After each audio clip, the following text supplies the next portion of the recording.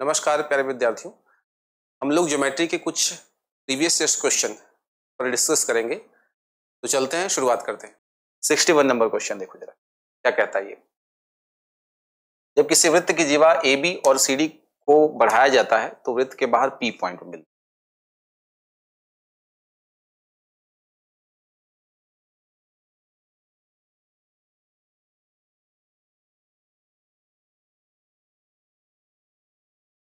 AB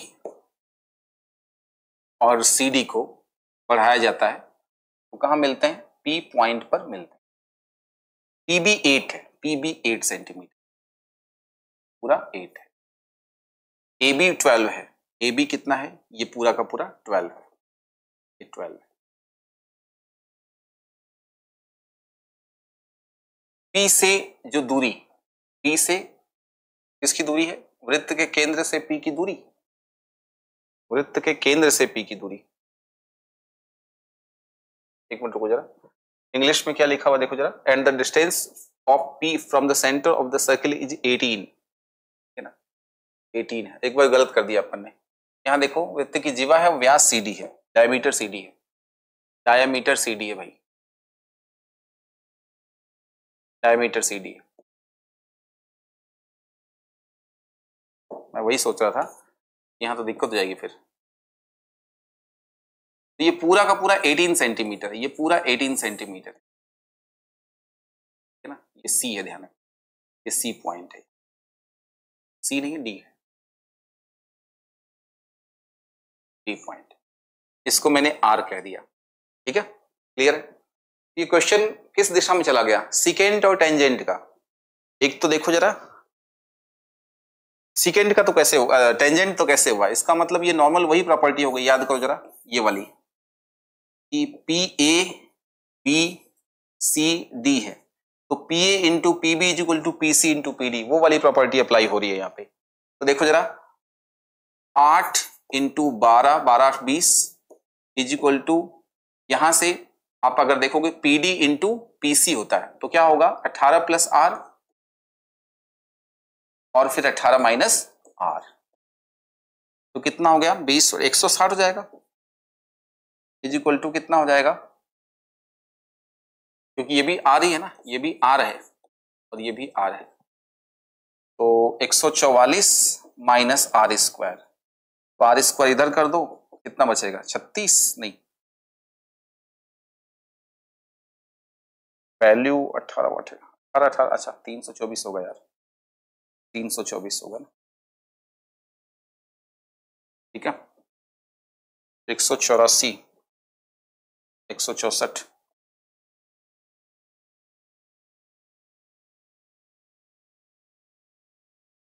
ठीक है। तो वृत्त की त्रिज्या ज्ञात करो, एक बार इंग्लिश में पढ़ लीजिए जरा। AB और CD दो डायमीटर है, PB 8, AB 12, दूरी कितनी है? 18 centimetre. Then the radius of, अच्छा क्लोजेस्ट है, हाँ ठीक ठीक ठीक, ये क्लोजेस्ट है, देखो है ना, क्लोजेस्ट वैल्यू, क्लोजेस्ट वैल्यू है, इसका मतलब 13, ये 12, 13 का मतलब तो क्या हो जाएगा? आप कह सकते हो कि R की वैल्यू जो हो जाएगी वो रूट में 164 है, 164 है ना, 164। तो 13 अगर क्लोज इंटीजर वैल्यू पूछा गया है तो आप 12 तो नहीं कह सकते, है ना। 12.8 का मतलब कितना हो जाएगा बताओ जरा? 144 प्लस कितना हो जाएगा? 144 प्लस 20 हो जाएगा, तो 12 प्लस 20 बटा 24 अगर मैं कर देता हूं, है ना, तो ये कितना हो जाएगा? 10 हो जाएगा और ये 12 हो जाएगा, तो 12.108 लगभग में 12.8 आएगा। एक बार चेक कर लीजिए, 12.8 के आसपास होगा इसका, है ना, 12.8 के आसपास होगा इस क्वेश्चन का जवाब। एक बार चेक कर लीजिए आप लोग।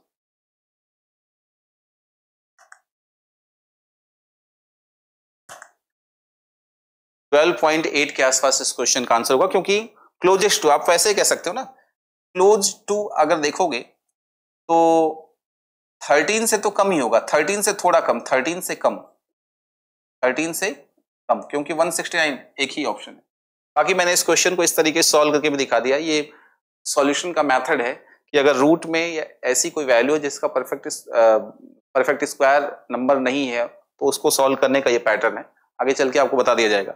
ये नॉर्मल क्वेश्चन है, इसको कर लेना आप लोग, ठीक है। नॉर्मल तो नहीं है, कैलकुलेशन थोड़ा सा, ये मैं इसलिए अटक गया कि मैं सोचा था कि यहां पर आंसर आना चाहिए, जबकि इसमें लिखा हुआ इंग्लिश में देखिए क्लोजेस्ट, आप कह सकते हैं अप्रोक्सीमेट वैल्यू है, अप्रोक्सीमेट वैल्यू है। तो मैं ये थोड़ा सोचने लगा कि स्क्वायर रूट तो निकल ही नहीं रहा है इसका, जबकि क्वेश्चन में दिया हुआ है, कोई दिक्कत नहीं। चलिए चलिए क्वेश्चन नंबर 63 पर स्टार्टिंग करते हैं। क्वेश्चन नंबर 62 क्या कहता है, इस बात को समझिए जरा ध्यान से। अगर क्वेश्चन को आप पढ़ेंगे तो क्या लिखा हुआ एक बार देखो जरा। ट्राइंगल एबीसी है, ट्राइंगल एबीसी,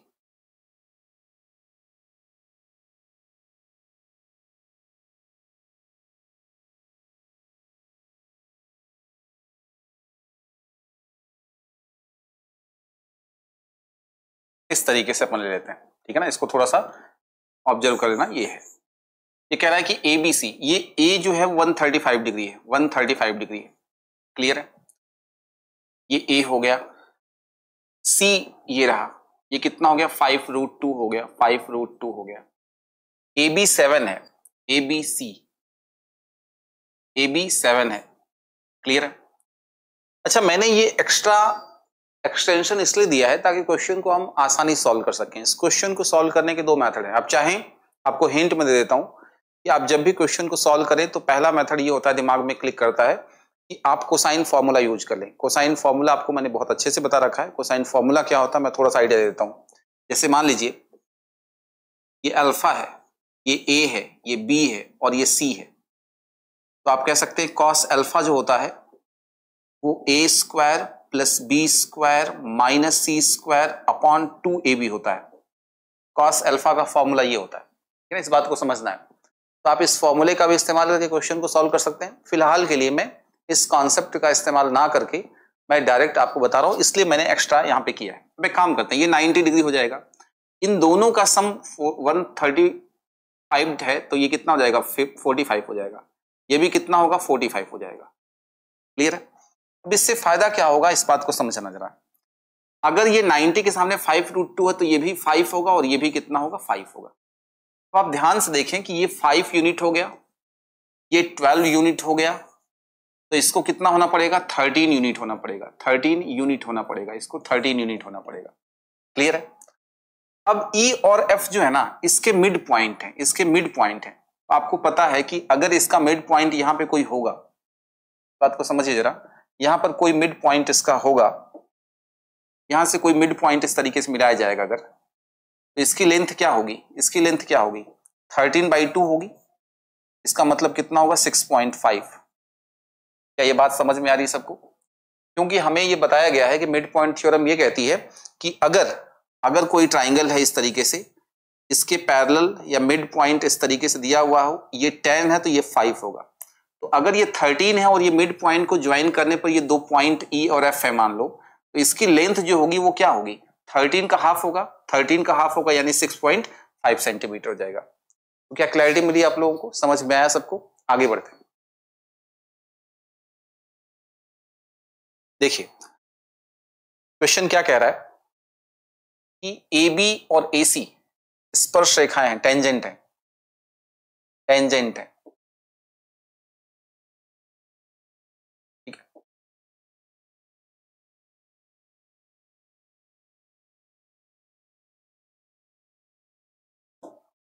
ये टेंजेंट है ए बी और ए सी, और इस प्रकार स्पर्श करती हैं कि चलो ठीक है।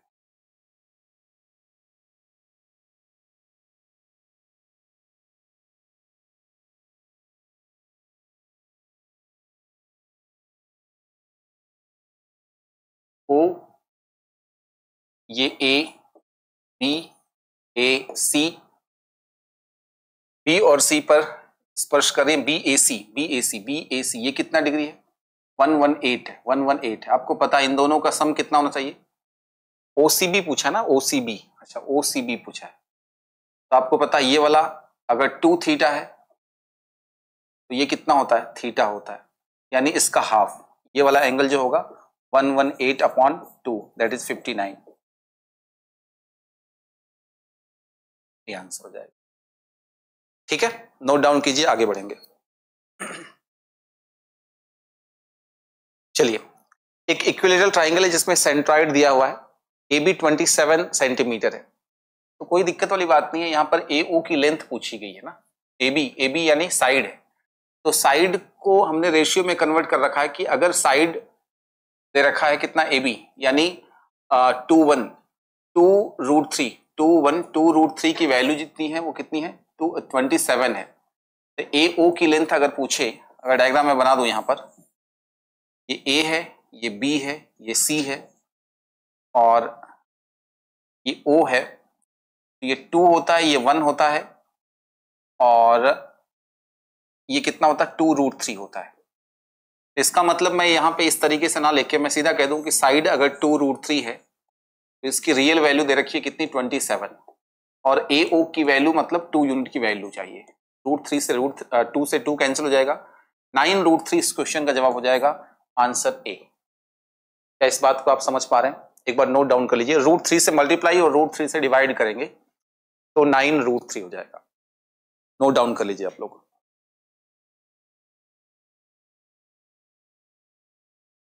अगला क्वेश्चन देखिए जरा, PQR एक आइसोसेलेस ट्राइंगल है।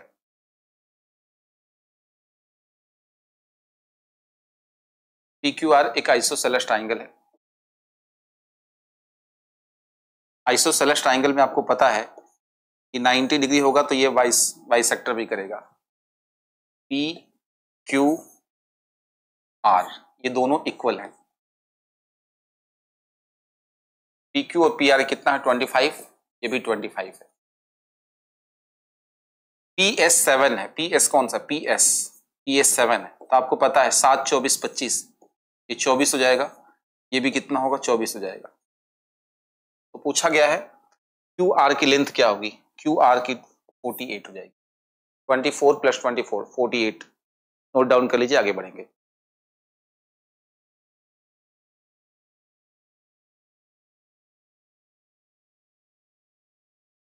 अगला क्वेश्चन देखिए,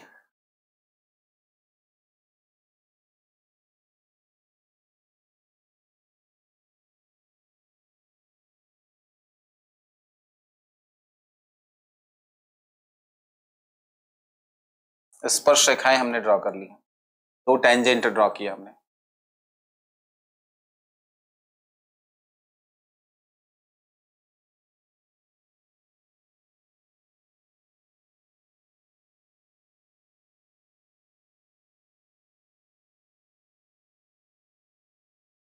देखिए जरा, वो सेंटर PA और PB तो यहां से हो गई APB, ये पूरा का पूरा एंगल कितना है, 50 डिग्री है।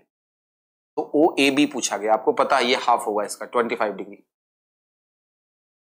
25 डिग्री हो जाएगा, यानी A अपना सही आंसर हो जाएगा। ठीक है, नॉर्मल सा क्वेश्चन है, नोट डाउन कर लीजिए, आगे बढ़ेंगे।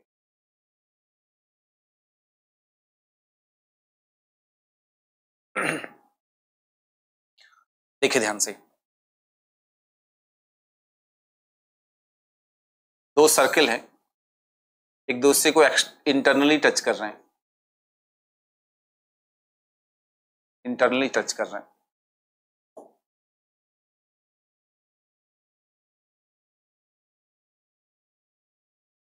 और इनकी रेडियस के बारे में क्या ख्याल है बताओ जरा। छोटे वाले सर्कल का जो रेडियस है, डायमीटर कितना है छोटे वाले का, आप कह रहे हो कि 4 है, यानी यहां से यहां तक ये 2 होगा, ठीक है ना, ये छोटे वाले का O है। और आप जब देखिए 4 सेंटीमीटर होने का मतलब डायमीटर अगर 4 है तो रेडियस कितना होगा, 2 सेंटीमीटर होगा इसका। और बड़े वाले का जो डायमीटर है वो 8 है, यानी ये यहां से लेके यहां तक इसकी रेडियस होगी, ये रेडियस होगी, यानी 2 सेंटीमीटर। देखिए 2 और 2 हो गया, 2 और 2 हो गया, उनके केंद्रों के बीच की दूरी क्या होगी समझो जरा, सेंटर्स के बीच, तो ये O हो गया, ये O डैश हो गया, तो यही तो डिस्टेंस है इनके बीच की, यानी 2 सेंटीमीटर। है ना। ये पूरा 4 सेंटीमीटर है, ये पूरा 2 सेंटीमीटर है। यहां पर ऐसे नहीं करना है कि सर हिसाब से देखोगे, अगर जरा 2 से डिवाइड करोगे, 2 से डिवाइड करोगे तो ये कितना होगा, 4 हो जाएगा और ये 2 हो जाएगा। तो दोनों के बीच का डिस्टेंस कितने सेंटीमीटर का हो जाएगा, 2 सेंटीमीटर का होगा। जनरली क्या होता है कि हम लोग कह देते हैं कि सर ऐसा है कि 8 - 4 करके 4 कर देते हैं, जबकि ऐसा नहीं होगा। इस बात को समझना जरा, उनके सेंटर्स के बीच का डिस्टेंस। तो इसका देखो रेडियस कितना होगा, 4 होगा, और इसका रेडियस कितना होगा, 2 होगा। तो दोनों के बीच का डिस्टेंस 2 सेंटीमीटर हो जाएगा। नोट डाउन कर लीजिए।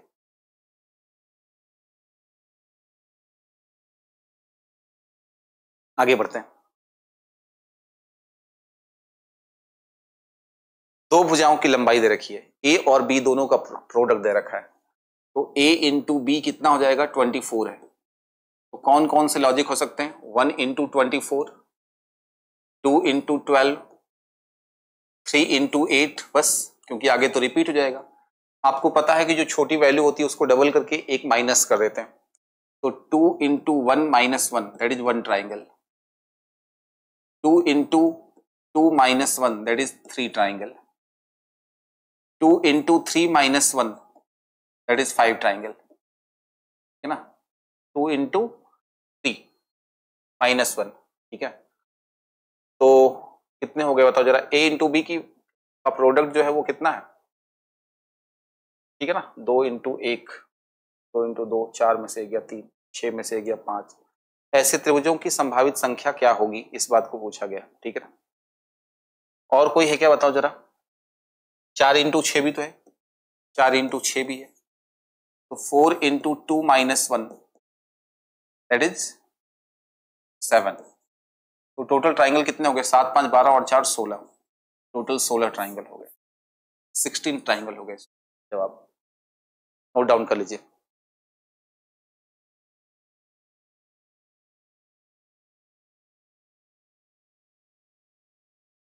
आगे बढ़ते हैं, देखिए ध्यान से।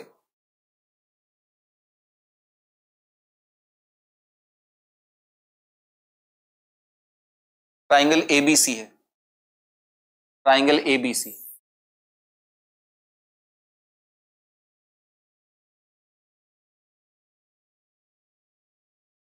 ए बी और सी, ए बी और ए सी, ए बी और ए सी पर तो पॉइंट डी और ई हैं, डी और ई हैं। D is parallel to B C है, सॉरी बीसी है कि एसी है, एसी के पैरेलल है। डी ई इज, एक मिनट रुको जरा, ए बी और बी सी पे थोड़ी सी गलती मैंने कर दी, वेट करो जरा। ए बी और बी सी पर है ना, ए बी और बी सी पर। ए बी पे कौन है, ए बी पर डी ई है और यहाँ ई है, ये पैरेलल हो गए, एसी के पैरेलल हो गए, ठीक है। सब कुछ सही चल रहा है, ठीक है ना, कंट्रोल में। डीई 3 है, डीई 3 सेंटीमीटर है, एसी 5 है, एसी 5 है। आपको पता है कि दोनों पैरेलल हैं, तो इसका पक्का क्या है, सिमिलरिटी से लिंक है। सिमिलरिटी से लिंक होने पर आपको पता है करस्पॉन्डिंग साइड के स्क्वायर में इसका एरिया होता है। यानी अगर हम बात करें तो ये 3 यूनिट होगा और ये टोटल 5 यूनिट है ना। तो आपको पता है कि ये कितना होगा, 9 इसका एरिया हो जाएगा और इसका 25 में से 9 गया तो कितना हो जाएगा, 16 यूनिट हो जाएगा, यूनिट स्क्वायर में एरिया। अब 16 की वैल्यू जो है वो 32 है, 2 टाइम्स है, 2 टाइम्स है। तो 9 का 2 टाइम्स कितना होगा, आप कहोगे 18 सेंटीमीटर होगा, 18 सेंटीमीटर। Answer C. क्लियर है कि नहीं, बीडीसी का पूछा ना, बीडीई का, बीडीई यही है, बीडीई यही, इसका एरिया पूछा गया है, इसके बारे में पूछा गया है, ये वाला, इसका एरिया। ये दोनों छोटे वाले ट्राइंगल और बड़े वाले ट्राइंगल दोनों क्या है, सिमिलर है, सिमिलर है, तो करस्पॉन्डिंग साइड के स्क्वायर में एरिया चलता है, ठीक है ना। यानी यहाँ पे 3 है, यहाँ 5 है, तो टोटल 5 का स्क्वायर 25 हो जाएगा और ये 3 का स्क्वायर 9 हो जाएगा। 9 ये हो गया और पूरा ये कितना है बताओ जरा, पूरा के पूरा कितना है, 25 है। तो 25 - 9 कितना होगा, 16 हो जाएगा। इस बात को समझना है, ठीक है। आगे बढ़ते हैं।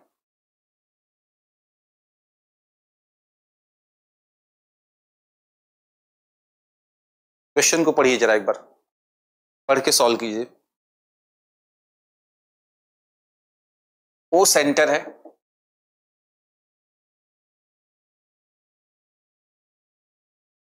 ओ सेंटर है, और यहां पे 2.5, अरे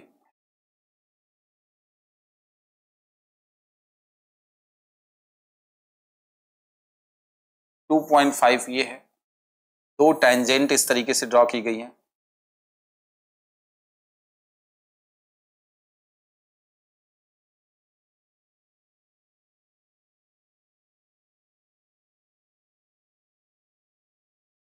ठीक है, दो टेंजेंट इस तरीके से ड्रॉ की गई हैं।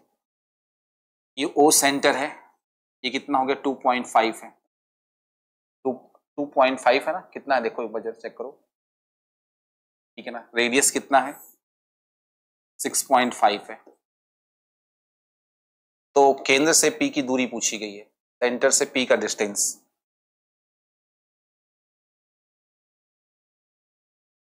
ओ ए बी कॉर्ड है पी पर, ठीक है। तो आपको पता है कि ये 90 डिग्री यहां होगा, 90 डिग्री होगा। इसके बीच में एंगल भी कितना होगा 90 डिग्री, क्योंकि रेडियस है, ये रेडियस है, ठीक है ना। ये बात क्लियर है यहां तक, ये बात क्लियर है। तो मुझे बताओ, आपको मैंने बहुत अच्छे से बताया है कि राइट एंगल ट्राइंगल में टूल्स जो होते हैं, राइट एंगल ट्राइंगल में जो टूल्स होते हैं वो किस तरीके से काम करते हैं। तो यहां पर ध्यान से अगर देखोगे तो 2.5 की जो वैल्यू होगी वो क्या होगी, 6.5 का square upon total, upon total, total total, है ना, एक्स हो जाएगा। तो पॉइंट से पॉइंट उठ जाएगा, 5 से काटेंगे तो 5 हो जाएगा, 5 से काटेंगे तो 13 हो जाएगा, 5 से काटेंगे तो 1.3 हो जाएगा, ठीक है ना। यानी हालत ये हो रही है, हालत ये हो रही है कि इस क्वेश्चन का जो जवाब होगा, है ना, इस क्वेश्चन का जो जवाब होगा वो कितना हो जाएगा बताओ जरा।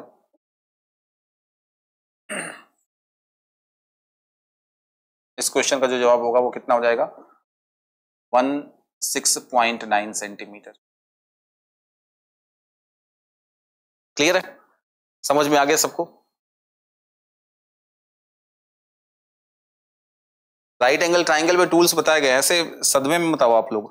देखो मैंने लॉजिक बताया आपको, राइट एंगल ट्राइंगल में ये लॉजिक मैंने आपको बता रखा है।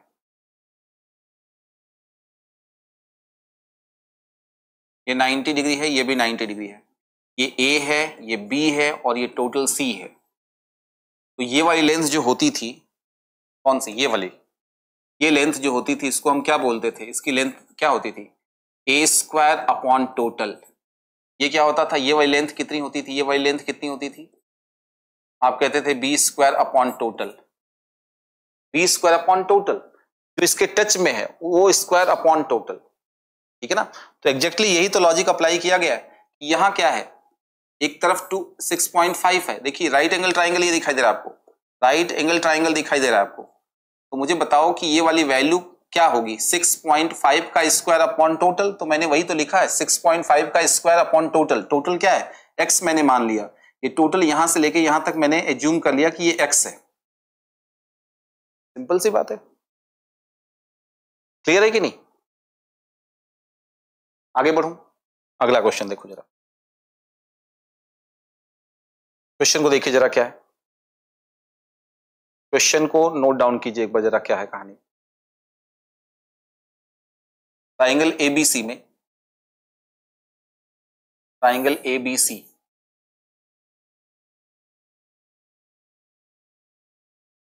में बाइसेक्टर है ये, एबीसी, एबीसी है, ठीक है, एबीसी हो गया। ए का बाइसेक्टर है ये, कौन है, बीसी से डी पर मिलता है, बीसी से डी पे मिल रहा है, यहां तक पहुंच गए हम लोग, बीसी से डी पहुंच गए। एबी 15 है, एबी 15 है, बीसी कितना है, एबी एबी एबी, बीसी कहां गया, ये पूरा का पूरा 10 है, पूरा पूरा 10 है। बीडी की लेंथ डीसी से 2 सेंटीमीटर कम है, बीडी की लेंथ डीसी से, तो डीसी को अगर 6 कह दूं तो ये कितना हो जाएगा, 4 हो जाएगा। 10 को अगर इस तरीके से डिवाइड करो कि एक के पास दूसरे से 2 रुपए ज्यादा हो, तो सिंपल सी बात है 6 और 4 होगा, इससे लॉजिक क्लियर हो रहा है। आप अगर ध्यान से देखोगे एंगल बाइसेक्टर प्रॉपर्टी अप्लाई करोगे तो ये वाली लेंथ इसकी 15/4 टाइम्स है, 15/4 टाइम्स है, तो इसका भी क्या होगा 15/4 टाइम्स होगा, 15/4 टाइम्स यानी 90/4 दैट इज 22/5, 20/22.5 सेंटीमीटर इस क्वेश्चन का जवाब होगा। क्लियर है, समझ में आई बात? एक बार नोट डाउन करो, आगे बढ़ेंगे। नोट डाउन कर लो, आगे बढ़ जाएंगे। देखिए ध्यान से,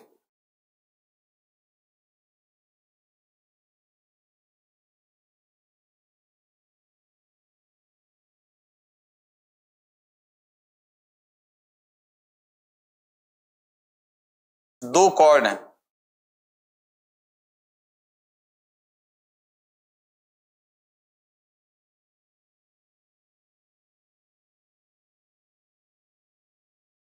दो कॉर्ड है, कॉर्ड है, chord chord chord cord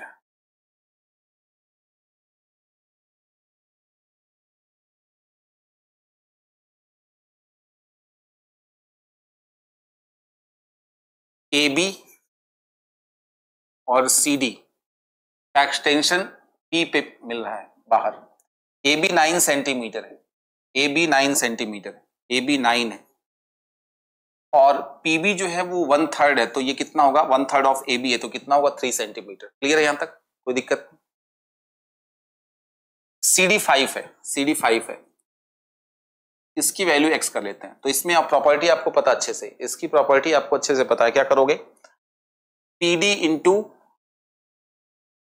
P C, तो x into 5 plus x is equal to 3 into 12। एक्स की वैल्यू अगर 4 रखोगे ना तो 9 इंटू 4 36 हो जाएगा, एक्स की वैल्यू कितनी हो जाएगी 4 सेंटीमीटर। क्लियर है, नोट डाउन कर लो, आगे बढ़ेंगे। आगे देखो जरा,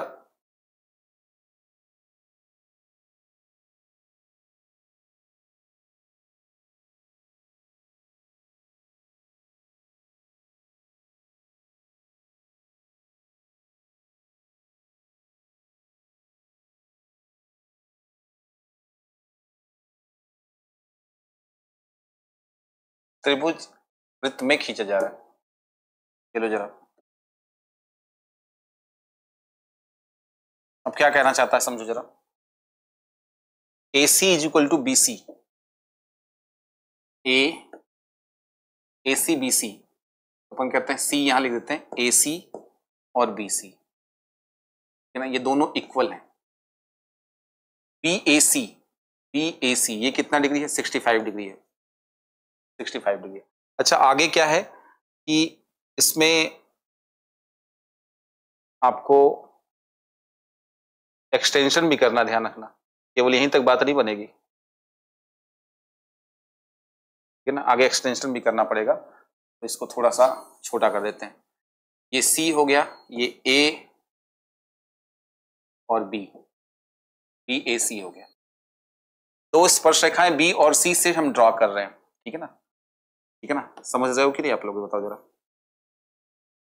दो स्पर्श रेखाएं बी पे प्रतिच्छेद करी बी और सी से, हमने कह दिया कि सर ऐसा है,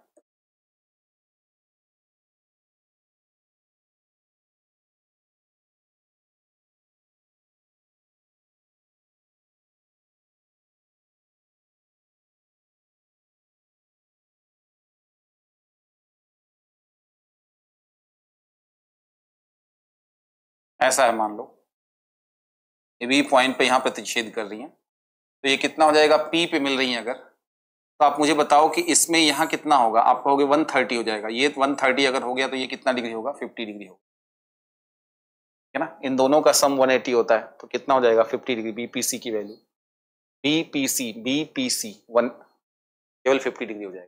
क्लियर है, नोट डाउन कर लीजिए, इसमें और स्टेटमेंट का कोई रोल नहीं है, और कोई स्टेटमेंट का कोई रोल नहीं है, नोट डाउन कर लीजिए आप।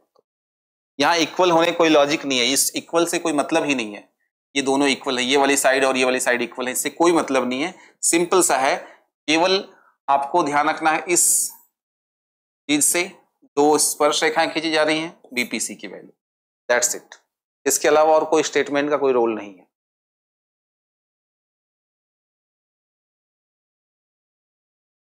देखिए यहां पर क्या है, 9 सेंटीमीटर रेडियस क्वेश्चन है।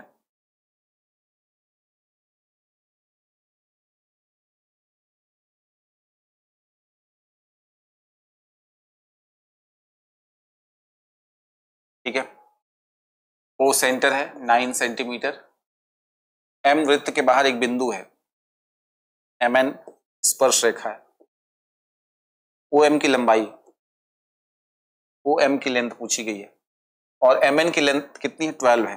ये कितना हो जाएगा, 6 और 6 हो जाएगा क्या, तो कितना हो जाएगा बताओ जरा, 81 और कितना हो जाएगा, तो पूछा क्या गया, 6 सेंटीमीटर अगर है तो पूछा क्या गया, ओ एम की लेंथ पूछी गई है, ओ एम की लेंथ, ये 90 डिग्री हो जाएगा, ठीक है ना। कोई दिक्कत परेशानी है बताओ जरा, नोट डाउन कर लो उसको। लेकिन इसमें एक दिक्कत हो जाएगी ना, एम एन वृत्त की स्पर्श रेखा है, ठीक है, एम एन की लंबाई, एम एन की लंबाई 12 सेंटीमीटर है। एक मिनट इंग्लिश पढ़ो जरा, क्योंकि दिक्कत हो जाएगी, ऐसे तो स्क्वायर रूट में चैलेंजिंग काम हो जाएगा। अगर मैं एम एन को यहीं रख दूं, सपोज करो एम एन यही हो, एम एन यही हो, है ना, एम एन यही हो, ये 9 हो और ये 12 हो, ठीक है ना, मान लो यही है पॉइंट, तो 9 12 तो कितना हो जाएगा, 15 हो जाएगा, क्योंकि इसमें दिक्कत हो जाएगी आपके लिए, ठीक है ना, आंसर आ नहीं पाएगा, ठीक है ना। अब यहाँ पे थोड़ी सी समस्याएं हैं, इस बात को समझो जरा। एम के बाहर एम एक पॉइंट है, एम एन एक स्पर्श रेखा है, तो स्पर्श रेखा का मतलब ये है, इसको ये कहना चाहिए कि एन पॉइंट पर सर्कल को टच कर रहा है, क्योंकि एम एन अगर आगे बढ़ा दोगे ना ये, तो समस्या हो जाएगी, फिर तो कुछ और इश्यू आ जाएगा। इसलिए यहां पर कहना चाहिए कि एन टचिंग पॉइंट है। अब यहां से आप आराम से ओ एम की वैल्यू निकाल सकते हो, तो थोड़ा सा ध्यान रखना, यहाँ कहीं लिखा हुआ थोड़ी ना है, इसको लिखना चाहिए कि एन पॉइंट पर टच हो रहा है, एन पॉइंट पे टच हो रहा है, इसको ऐसे कह देता तो ये आसान हो जाता क्वेश्चन। नोट डाउन कर लीजिए, आगे बढ़ेंगे। 76 नंबर क्वेश्चन देखिए जरा, 76 क्या कहता है, इस बात को समझो जरा।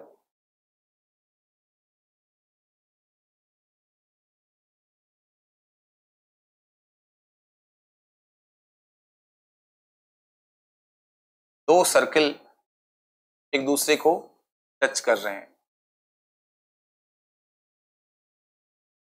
ऐसे इंटरसेक्ट कर रहे हैं, और इंटरसेक्ट करेंगे, इनकी कॉमन कॉर्ड ऐसे ही आएगी,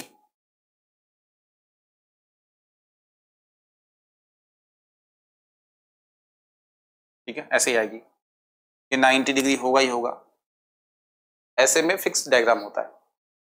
अब कह रहा है कि O और P है, ये मान लीजिए O है, ये P है सेंटर, ये 17 है और ये मान लीजिए 10 है, A और B पर प्रतिच्छेद कर रही है, ये A हो गया, ये B हो गया, ए बी की ये 8 हो जाएगा, तो 8 15 17 ये कितना हो जाएगा, 15 हो जाएगा, और ये 6 8 10 होगा, तो ये इतना हो जाएगा, 21 और 27 कितना हो जाएगा, 21 और 27 48 पेरीमीटर आ गया। नोट डाउन कर लीजिए।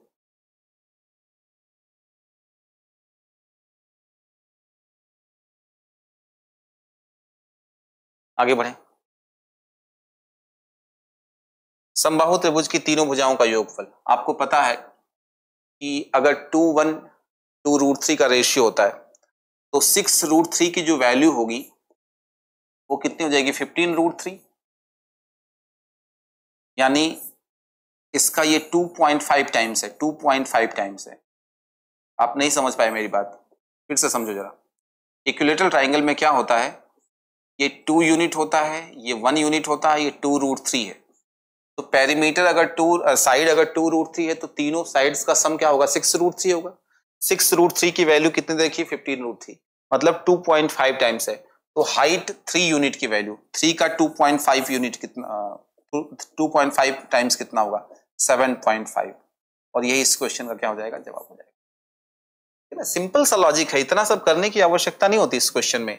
आपको पता है कि सर ऐसा है, 6√3 की जो वैल्यू होगी वो 15√3 है, और मुझे निकालना हाइट 3 यूनिट की वैल्यू, √3 से √3 हो गया, ये 2 टाइम्स कितना हो गया 7.5, दैट्स इट, खत्म कहानी।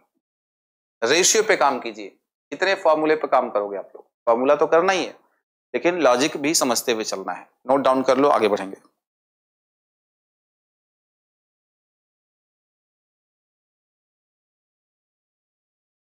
देखो जरा, दो सर्किल इस तरीके से टच कर रहे हैं, इंटरसेक्ट कर रहे हैं, इनफैक्ट एक दूसरे के सेंटर से पास हो रहे हैं, एक दूसरे के सेंटर से पास हो रहे हैं, एक दूसरे के सेंटर से पास हो रहे हैं। वैसे में कॉमन टेंजेंट जो होता है अगर आर हो, ठीक है ना,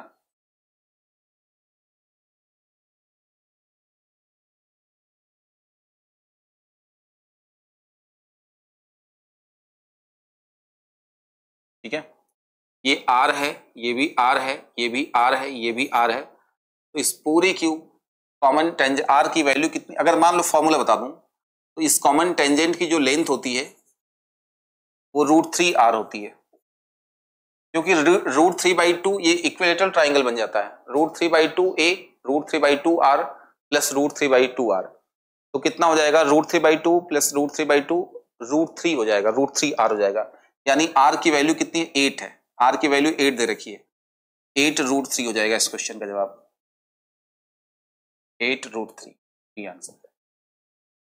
क्लियर है, नोट डाउन कर लीजिए इसको। चलिए आगे, क्या कह रहा है क्वेश्चन समझो जरा।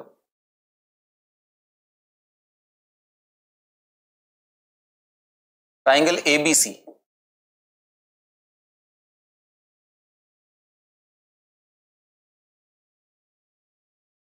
CAB,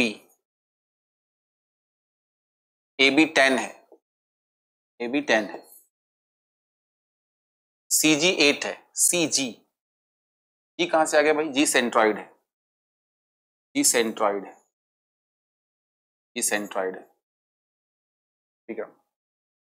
अगर AC is equal to BC है, इसका मतलब ये 90 डिग्री भी है, ये इसको 2 इक्वल पार्ट में डिवाइड करेगा, पता होना चाहिए। आइसोसेलेस या इक्विलैटरल ट्रायंगल में ये लॉजिक अप्लाई होता है। CG कितना है 8 है, तो AC की लंबाई, AC कहां गया, AC AC AC AC AC की लेंथ पूछी गई है, 8 है तो ये कितना होगा 4 हो जाएगा, ठीक है ना, 4 हो जाएगा, इसका हाफ होता है, ठीक है ना, ये कितना हो जाएगा 5 हो जाएगा, 12 5 तो ये 13 हो जाएगा, और 12 5 तो ये भी कितना हो जाएगा 13 हो जाएगा, 13 यूनिट। अच्छा गया AC की लेंथ, AC की लेंथ कितनी हो जाएगी 13 सेंटीमीटर। क्या ये बात समझ में आ रही सबको, नोट डाउन कर लीजिए, आगे बढ़ेंगे।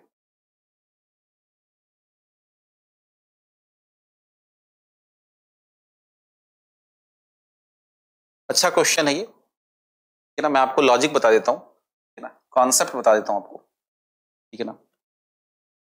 कॉन्सेप्ट क्या कहता है समझो जरा, कि अगर एक तो हम परपेंडिकुलर ड्रॉ कर दें,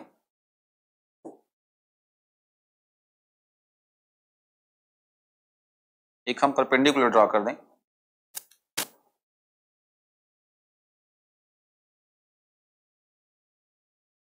और दूसरा सरकम सेंटर, ठीक है ना, हाँ सरकम सेंटर हो जाए,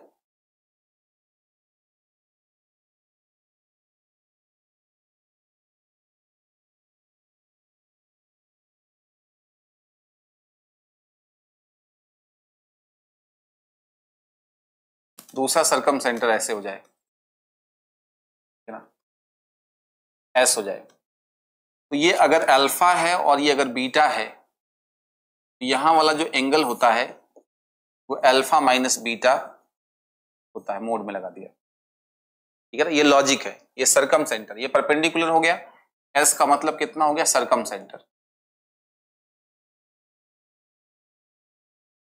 परिकेंद्र,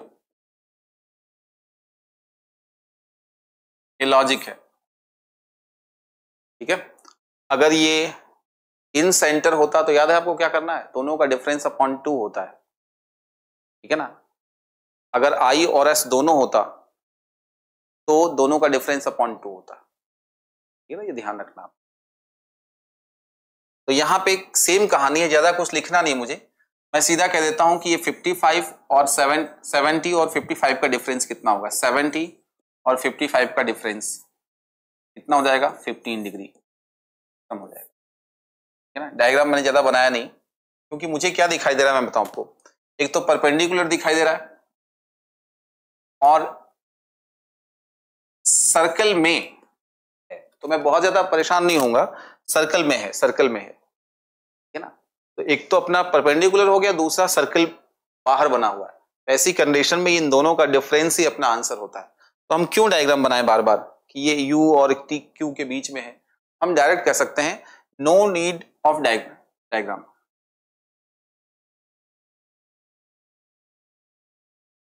की जरूरत नहीं है ना, इतना सब करने की आवश्यकता नहीं है। आपको पता है बाहर सर्कल है मतलब सर्कम सेंटर होगा, अंदर परपेंडिकुलर है मतलब सर्कम सेंटर और इन जो परपेंडिकुलर के बीच का एंगल पूछा गया है, ठीक है, तो आपको वही मिलेगा। अब ध्यान से अगर देखेंगे डायग्राम बनाएंगे तो यही है, आप अगर डायग्राम बना रहे हैं, ठीक है, तो बनाइएगा सेल्फ, बाकी लॉजिक मैंने आपको बता दिया है ना,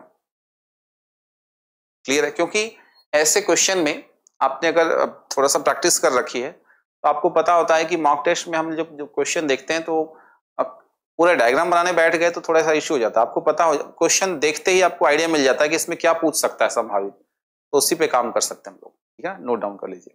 आज के लिए इतना ही, अगली क्लास में मिलते हैं, कुछ नए क्वेश्चंस की शुरुआत करेंगे, ठीक है ना। तो आप लोग लगातार नोट्स बनाइए, रिवाइज करते रहिए और अगली क्लास में मिलकर हम नए कॉन्सेप्ट को सीखेंगे। धन्यवाद।